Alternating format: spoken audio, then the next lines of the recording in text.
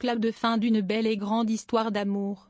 À l'occasion du tournage de son portrait avec Vincent Dubois pour 7 à 8, afin de revenir sur l'histoire des Baudin, Jean-Christian Fraissinet a annoncé sa rupture avec Christelle Chapa. Une femme qu'il a aimée pendant 30 ans mais qui fait toujours partie de sa vie.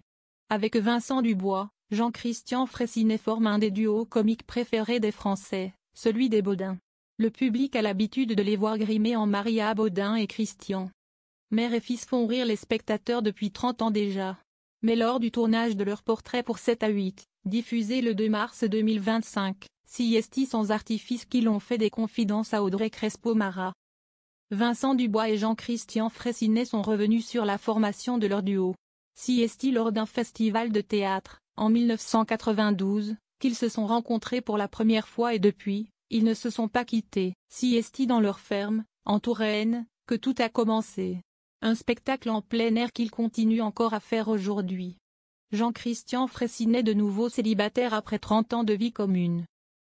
Au cours de l'entretien, Vincent Dubois et Jean-Christian Fraissinet ont rappelé à Audrey Crespo-Mara que l'aventure Les Baudin était avant tout une histoire de famille.